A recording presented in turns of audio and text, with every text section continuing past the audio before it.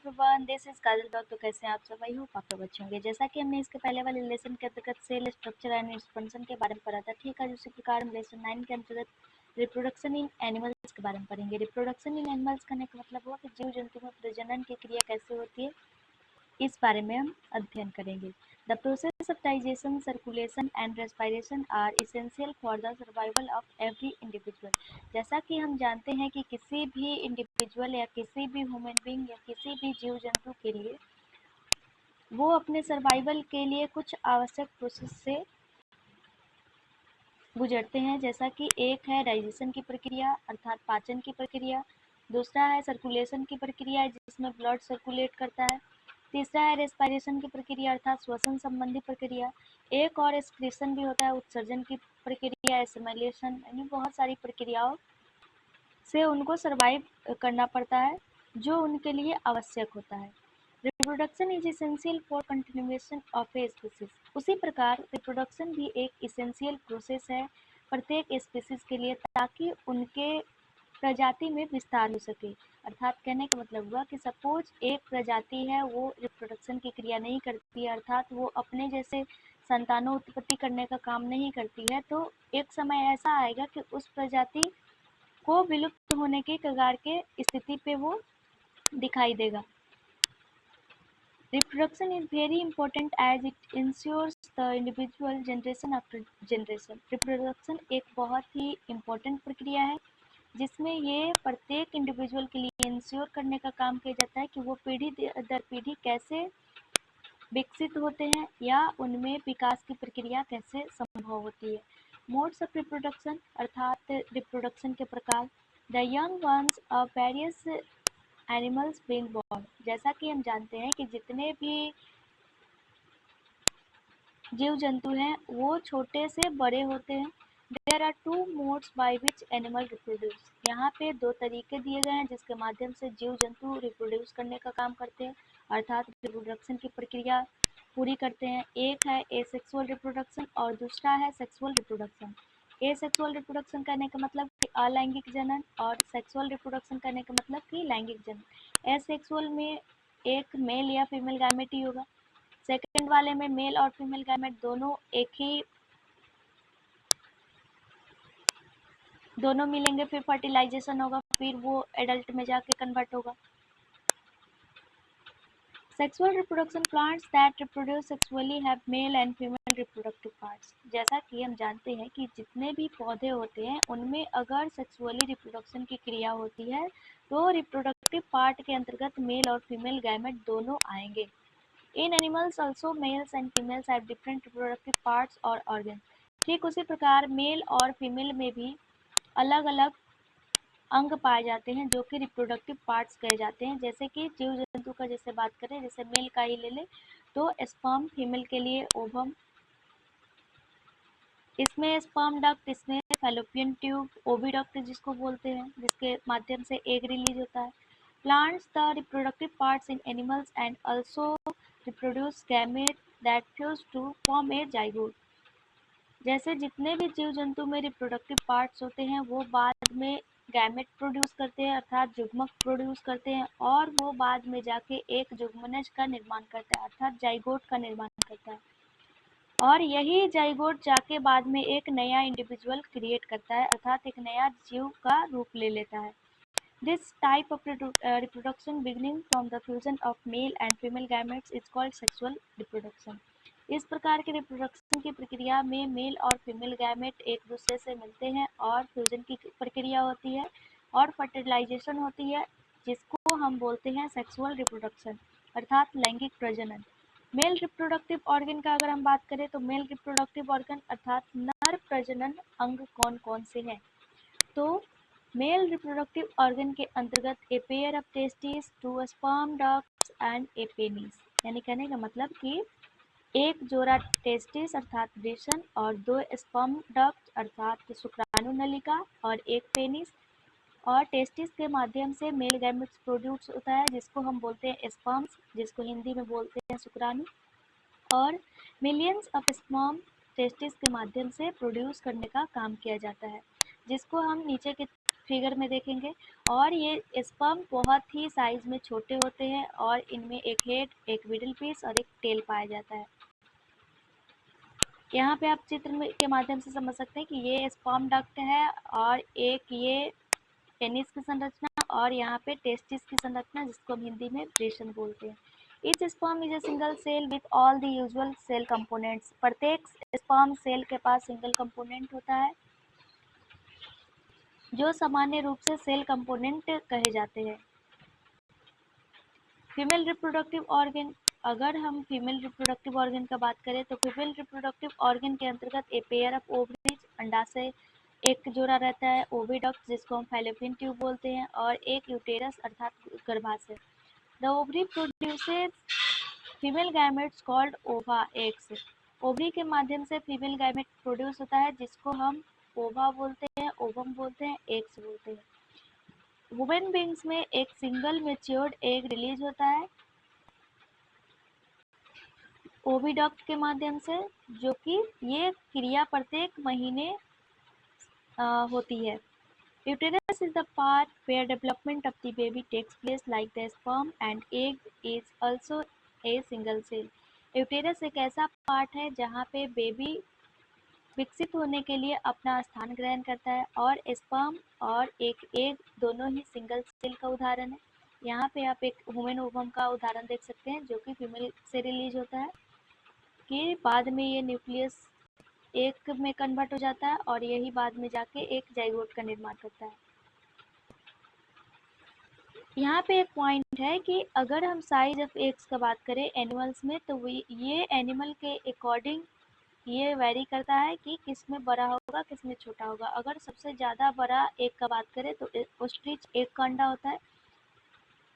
Fertilisation, जिसको हिंदी में बोलते हैं निषेचन, ये रिप्रोडक्शन की पहली प्रक्रिया है जिसके माध्यम से स्पर्म और एक ओवम दोनों फ्यूज करते हैं अर्थात फर्टिलाइजेशन की क्रिया करते हैं।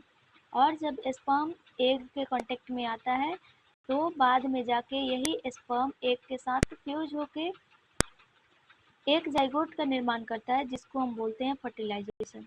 इस फर्टिलाइजेशन में जो स्पर्म का न्यूक्ली है वो एग के न्यूक्लियस से फ्यूज करता है, जो बाद में जाके एक सिंगल न्यूक्लियस में कन्वर्ट हो जाता है और यही जाके बाद में जाइगोट बन जाता है। जिससे आप यहाँ पे देख सकते हैं कि अंदर यहाँ पे ओवम है और ये स्पर्म वाला न्यूक्लियस आया, बाद में ये जब इससे कांटेक्ट में आएगा तो एक सिंगल न्यूक्लियस में कन्वर्ट हो जाएगा जो बाद में एक जाइगोट का रूप ले लेगा। यहाँ पे फ्यूजन ऑफ न्यूक्ली आप देख सकते हैं। The process of fertilization is the meeting of an egg cell from the mother and a sperm cell from the father. इस प्रकार से इस प्रक्रिया को हम ये भी बोल सकते हैं कि निषेचन की प्रक्रिया में एक सेल एक माँ के माध्यम से और एक पिता के माध्यम से स्पर्म सेल आता है जो बाद में मिलते हैं और यही फर्टिलाइजेशन की प्रक्रिया में होता है। So the new individual inherits some characteristics from the mother and some from the father. तो ऐसा हम ये बोल सकते हैं कि कुछ अनुवांशिक गुण माता के आते हैं बच्चों में और कुछ अनुवांशिक गुण पिता के तरफ से बच्चों को मिलते हैं। आप ऐसे इस एग्जाम्पल को ब्रदर और सिस्टर को देख सकते हैं और आप उसमें कुछ कैरेक्टर देख सकते हैं कि जो कैरेक्टर मम्मी में है वो कुछ दिखाई देते हैं और कुछ पापा में है वो दिखाई देते हैं। टाइप्स ऑफ फर्टिलाइजेशन, यानी निषेचन के प्रकार कितने हैं? तो दो प्रकार के फर्टिलाइजेशन होते हैं, एक है इंटरनल फर्टिलाइजेशन और एक है एक्सटर्नल फर्टिलाइजेशन। इंटरनल फर्टिलाइजेशन करने का मतलब हो कि आंतरिक निषेचन की प्रक्रिया।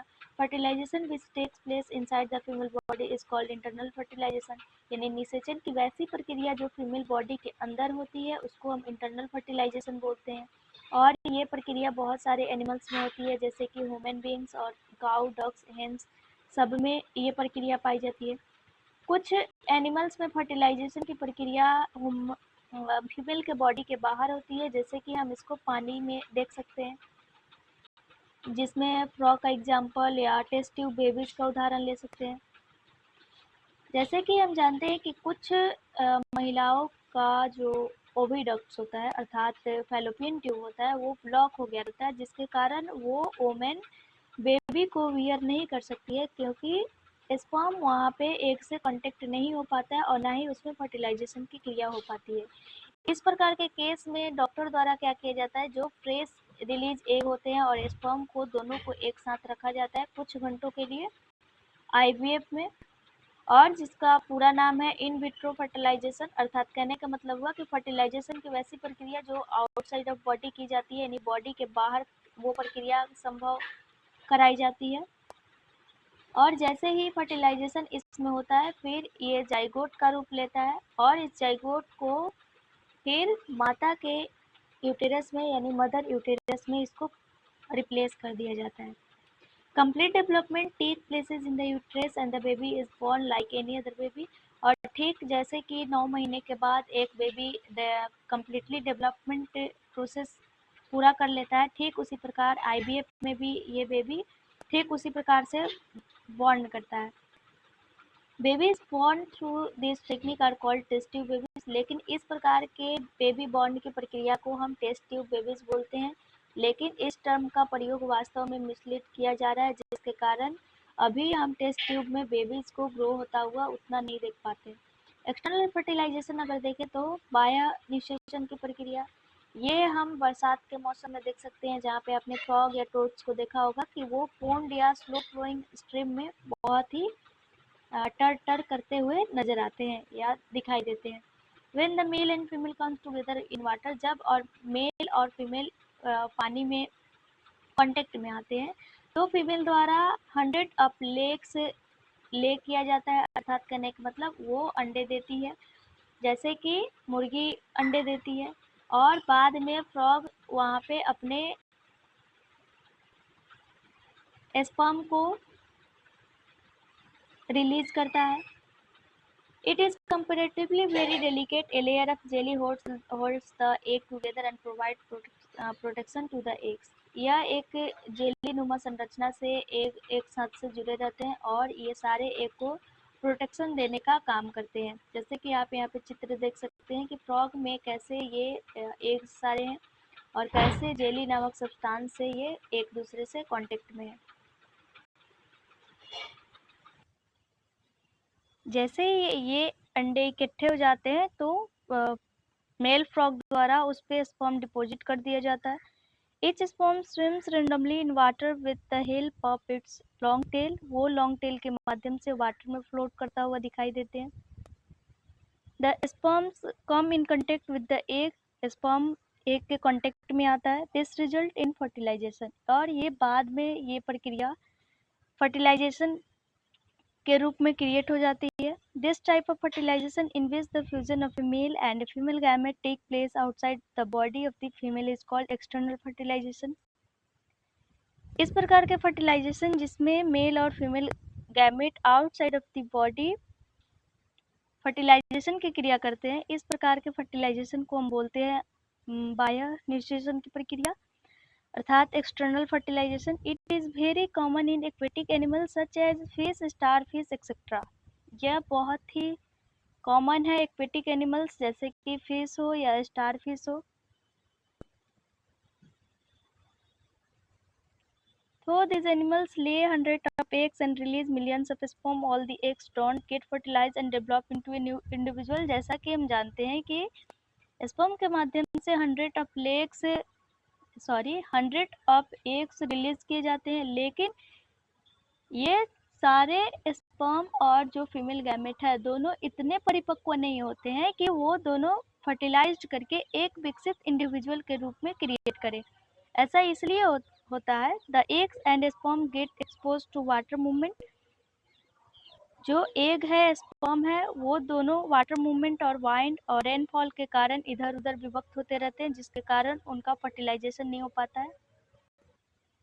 Also, there are other animals in the pond which may feed on eggs, thus production of large number of eggs and sperms is necessary to ensure fertilization। यहाँ पे कुछ अदर एनिमल्स भी पाए जाते हैं जो कि पॉन्ड में होते हैं और इस प्रकार से production of large number of eggs जो होता है वो उसके लिए स्पर्म आवश्यक होता है ताकि फर्टिलाइजेशन की क्रिया हो सके। डेवलपमेंट ऑफ एन एम्ब्रायो अर्थात एक भ्रूण का विकास कैसे होता है इसके बारे में हम पढ़ेंगे। Fertilization result in the formation of zygote which begins to develop into an embryo. The zygote divides repeatedly to give rise to a ball of cells. The cells then begin to form groups that develop into different tissue and organs of the body. This developing structure is termed an embryo. कहने का मतलब हुआ कि fertilisation की जब क्रिया हो जाती है तो ये बाद में जाके एक जाइगोट का रूप ले लेता है, जो विकसित होकर बाद में एक एम्ब्रायो बन जाता है, अर्थात भ्रूण के रूप में विकसित हो जाता है। और ये zygote time to time continuously बार बार ये रिपीटेशन होते रहता है, जिसमें जो बॉल ऑफ सेल होते हैं वो डिवाइड होते रहते हैं। और जैसे कि हमने पढ़ा था कि group of cell is equal to tissue, तो ये सेल कन्वर्ट होके ग्रुप ऑफ टिश्यू में कन्वर्ट होते हैं, फिर group of tissue is equal to organ बनता है। इस प्रकार से जो एम्ब्रायो का बॉडी होता है उसमें सारा डेवलपमेंट होता है और इस प्रकार से उसमें सारे अंग बन जाते हैं और ये जितने भी विकसित होने की संरचना है बाद में ये एक भ्रूण के रूप में जाना जाता है। The embryo gets embedded in the wall of the uterus for further development. फिर आगे का जो डेवलपमेंट प्रोसेस है ये यूटेरस के वाल से ये कनेक्ट हो जाते हैं और यूटेरस में इनकी विकसित होने की प्रक्रिया होती रहती है। The embryo continues to develop in the uterus. It gradually develops body parts such as hands, legs, heads, eyes, ears, etc. The stage of the embryo in which all the body parts can be identified is called a foetus. When the development of the foetus is complete, the mother gives birth to the baby. जो embryo है अर्थात भ्रूण है उसका विकास uterus में लगातार होते रहता है और इस प्रकार से जितने भी बॉडी पार्ट्स होते हैं, चाहे वो हैंड्स हो, लेग हो, हेड हो, आईज हो, ईयर्स हो, वो विकसित होते रहता है। जब ये प्रक्रिया पूरी कंप्लीट हो जाती है बॉडी पार्ट्स बनने की, तो बाद में वही एम्ब्रायो एक फोइटस का रूप ले लेता है, जिसको हम हिंदी में बोलते हैं नवजात शिशु। When the development of the foetus is complete, और जब ये फोइटस की डेवलपमेंट होने की प्रक्रिया कंप्लीट हो जाती है तो मदर द्वारा उस बेबी को बॉर्न कर दिया जाता है, यानी वो जन्म दे देती है। जैसे कि यहाँ पे आप देख सकते हैं फोइटस इन द यूटेरस, कैसे ये यूटेरस में बेबी पल रहा है।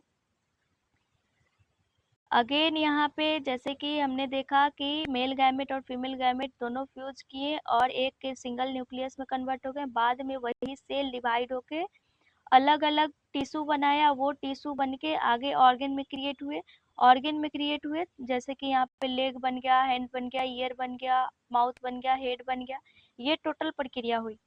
In animals which undergo external fertilization, development of the embryo takes place outside the female body. The embryos continue to grow within their egg coverings. After the embryo is developed, the egg hatch. You must have seen numerous tadpoles swimming in ponds and streams.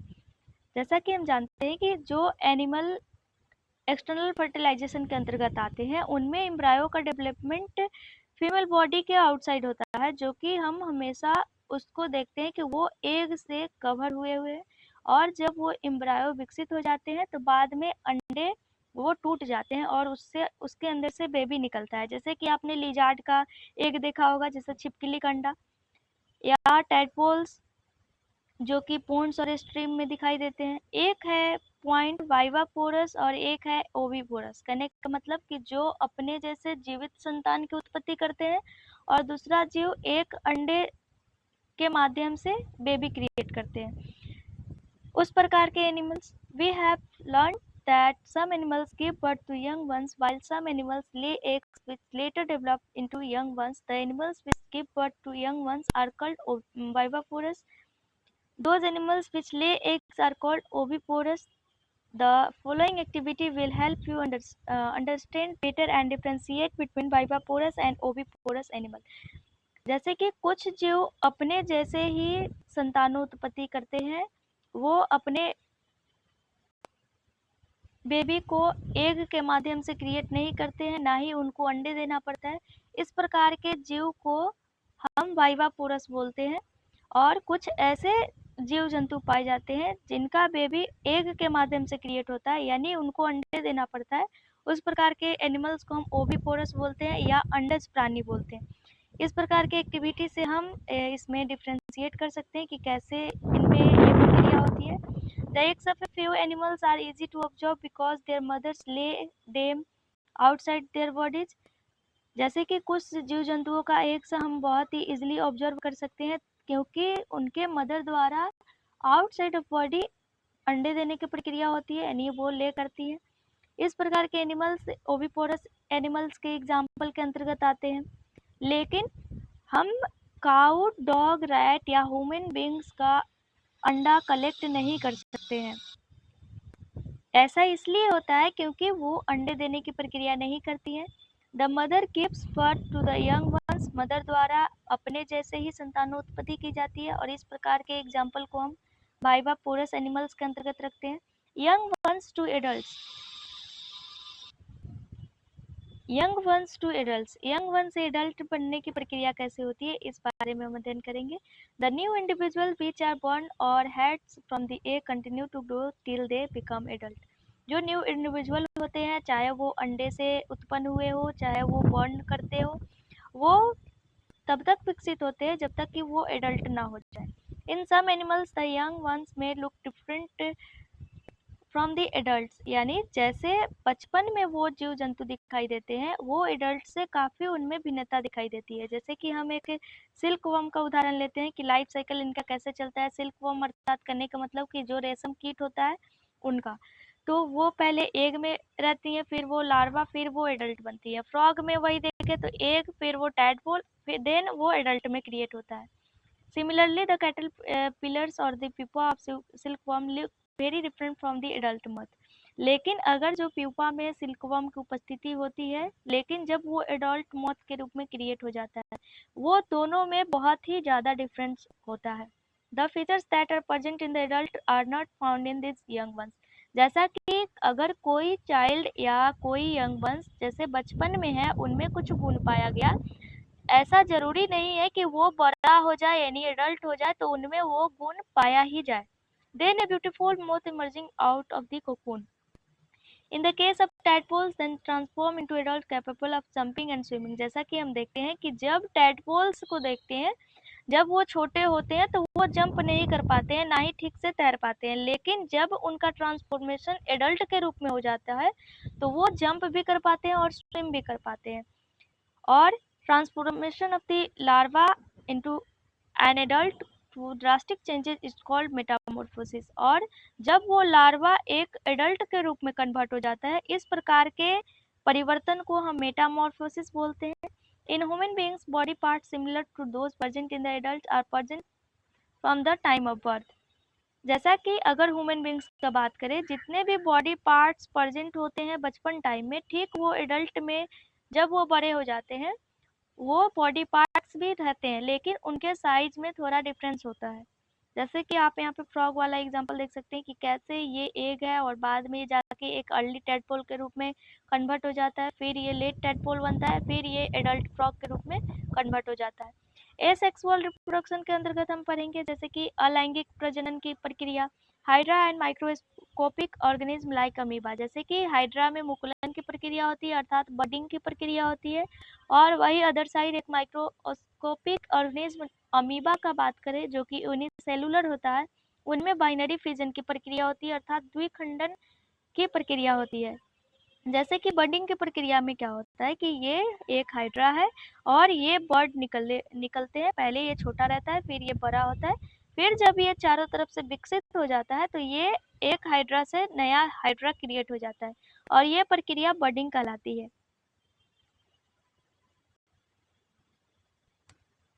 प्रत्येक hydra में एक से ज़्यादा bulges होते हैं जिसको हम birds बोलते हैं, जो कि बाद में जाके एक न्यू इंडिविजुअल के रूप में क्रिएट होता है।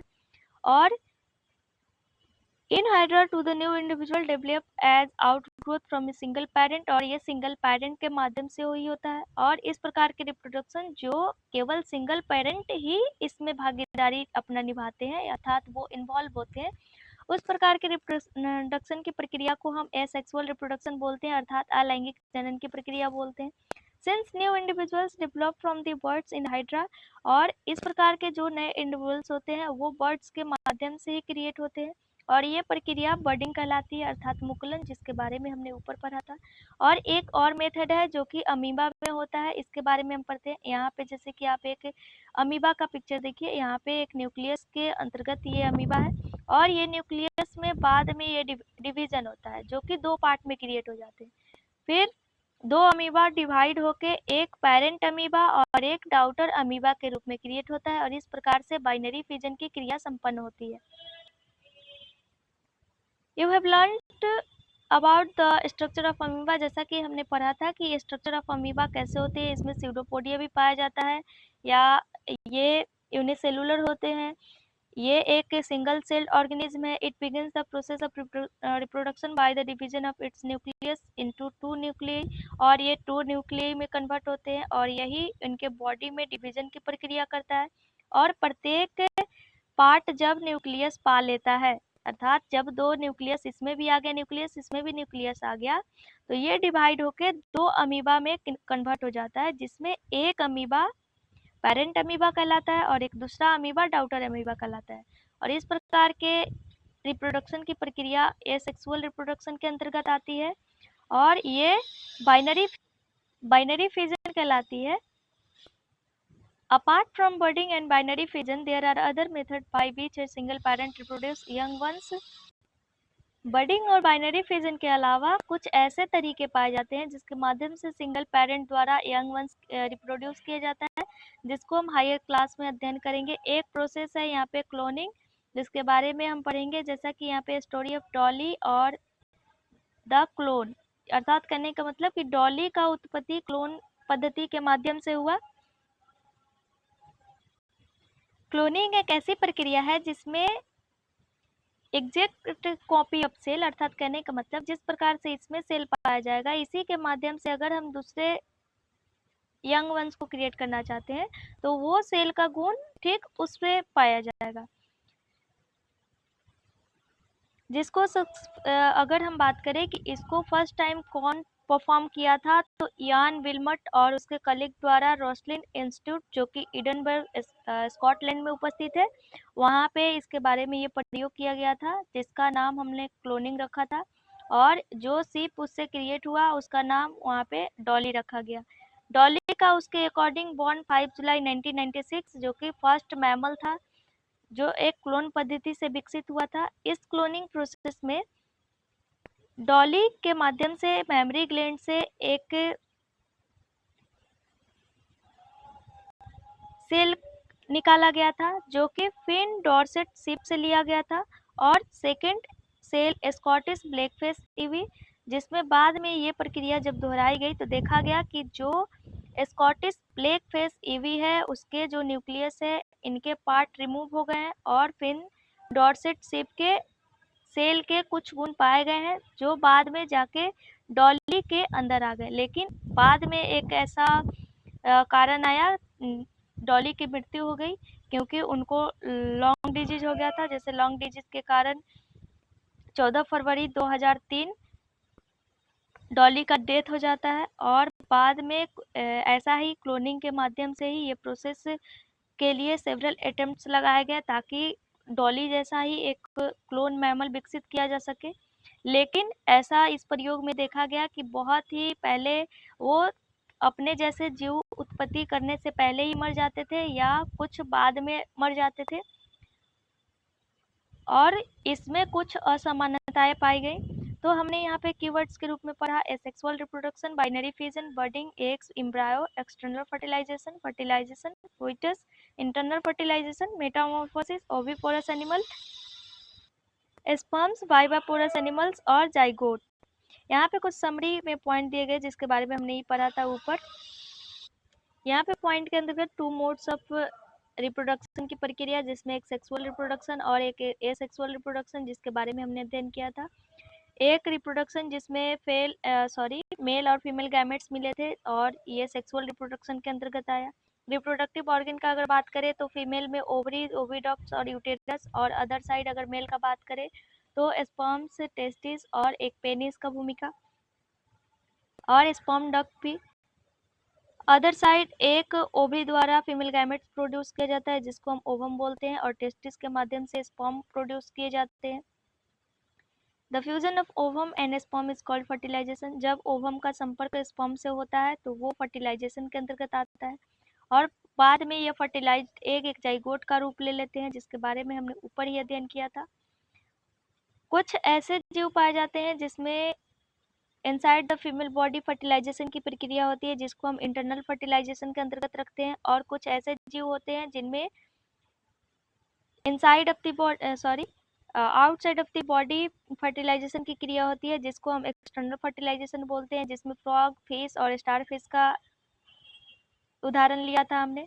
The zygote divides repeatedly to give birth to an embryo, और जाइगोट कंटिन्यूअसली वो सेल में डिवीजन की प्रक्रिया करता है और बाद में जाके एक एम्ब्रायो का रूप ले लेता है, और यही एम्ब्रायो बाद में एक फोेटस का रूप धारण करता है, जो कि बाद में मदर द्वारा बर्थ किया जाता है। कुछ ऐसे एनिमल्स होते हैं जो कि अपने जैसे यंग वंस क्रिएट करते हैं, जिसको हम बाइवापोरस एनिमल्स बोलते हैं, और कुछ ऐसे एनिमल्स जो कि एग ले करते हैं अर्थात अंडे देते हैं, जिसको हम अंडज प्राणी बोलते हैं। और जब लार्वा से एडल्ट में ये चेंज होता है, इसको हम मेटामॉर्फोसिस प्रक्रिया बोलते हैं, metamorphosis, the type of reproduction in which only a single parent is involved called asexual reproduction। वैसा रिप्रोडक्शन की प्रक्रिया जिसमें केवल एक सिंगल पेरेंट इन्वॉल्व होता है, जिसको हम एसेक्सुअल रिप्रोडक्शन के अंतर्गत रखते हैं। और हाइड्रा में न्यू इंडिविजुअल क्रिएट करते हैं बर्ड्स के माध्यम से, और इस प्रकार के एसेक्सुअल रिप्रोडक्शन को हम बर्डिंग बोलते हैं अर्थात मुकुलन की प्रक्रिया। और अमीबा भी अपने आप को डिवाइड करके एसेक्सुअल रिप्रोडक्शन के माध्यम से बाइनरी फिजन करता हुआ अपने जैसा डॉटर अमीबा क्रिएट करता है। और यहाँ पे कुछ ऐसा एक पॉइंट है कि एक इंटरेस्टिंग ऑर्गेनाइजेशन था जिसमें एक हनी बी हाइव को देखा गया था, ऑब्जर्व करने का काम किया गया था, जिसमें बहुत सारे बीज की यानी जो मधुमक्खियां थी बहुत सारे वो कॉलोनी बना के रह रही थी, और इसमें मात्र एक ही बी द्वारा एग ले किया जाता है, जिसमें क्वीन बी की भूमिका होती है, और जितने भी फीमेल बी होते हैं वो सारे वर्कर बी के अंतर्गत आते हैं, और जितना भी एग ले करने का काम है वो क्वीन बी के अंतर्गत आते हैं। और ये जितने भी वर्कर बी हैं उनका मेन काम है कि वो हाइव को प्रोटेक्ट करते रहें, और उनमें रानी मधुमक्खी जो है उसको फीड करने का काम करे ताकि वो अंडे दे सके। क्वीन बी द्वारा 1000 ऑफ एग ले किए जाते हैं, और ये बाद में जाके एग जब टूटता है तो बहुत सारे बी में कन्वर्ट हो जाता है, और जो अनफर्टिलाइज एग होते हैं जो बाद में एक मेल बी का रूप ले लेते हैं उनको ड्रोन्स बोला जाता है। और जितना भी हनी हाइव होता है यानी मधुमक्खी का जो छत्ता होता है उसमें टेम्परेचर मेंटेन रहे, ताकि जो रानी मधुमक्खी है वो अंडे को सेकते रहने का काम करे। उसका टेम्परेचर 35 डिग्री सेल्सियस के अंतर्गत रखने का काम सारे बी द्वारा किया जाता है। So thank you so much. कैसा लगा आपको लेसन? अगर आपको लेसन पसंद आता है तो लाइक कमेंट शेयर करना ना भूलें, और अगर आपको इस लेसन से जुड़ा हुआ पीडीएफ चाहिए तो आप डिस्क्रिप्शन में दिए हुए लिंक से जुड़ के पीडीएफ प्राप्त कर सकते हैं, और कोई भी क्वेश्चन हो तो आप कमेंट के माध्यम से पूछ सकते हैं। So thank you so much. मिलते हैं नेक्स्ट लेसन के वीडियो में।